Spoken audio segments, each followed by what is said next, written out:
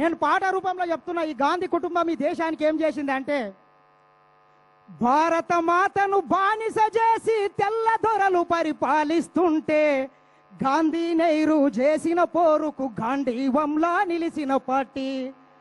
ఎందరెందరో మహావీరులు నెత్తురు చిందగ పోరులు చేస్తే వారి ప్రాణత్యాగాల ఫలితమే వెలసినది మన కాంగ్రెస్ పార్టీ.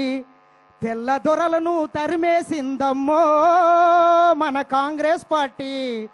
ప్రతి పల్లె గుండెలో వెలుగులు నింపింది మన కాంగ్రెస్ పార్టీ. పేదల పాలిట కల్పవృక్షము, పెరుగు పువ్వలో కమ్మనితనము, ప్రేమను వంచే అమ్మ రూపము, ఇందిరమ్మ ఇంటింటి దీపము. కూడు గూడు కల్పించింది, తోడు నీడ తానే అయ్యింది. గుండె పగిలిన పేద రైతును గుడి దేవతలా ఓదార్చింది. జాతి కొరకు ప్రాణాలర్పించింది మన ఇందిరాగాంధీ. అమ్మ పాలన అంతటి వైభోగం మళ్ళెప్పుడొస్తుందో.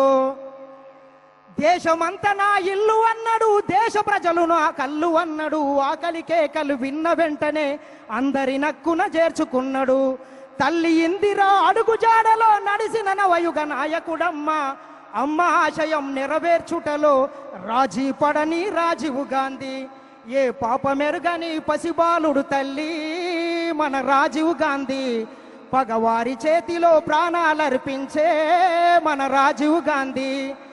దేశం కోసం కుటుంబమంతా ప్రాణాలొదిరి దూరం అయితే అదరక బెదరక అందరి కోసం, మనందరి కోసం ముందుకు వచ్చిన సోనియా గాంధీ. భర్త అత్త ఆశయాలను సాధించుటలో కాంగ్రెసును ముందుకు నడిపిన వీరవనిత మన సోనియా గాంధీ. మన రేవంత్ అన్న తోడుగా ఉన్నాడో ఓ ఎన్నల్లారా. మన రాహుల్ గాంధీని ప్రధాని చేద్దామో ఓ ఎన్నల్లారా. 100 ఏళ్ల చరిత గల్లదమ్మో మన కాంగ్రెస్ పార్టీ.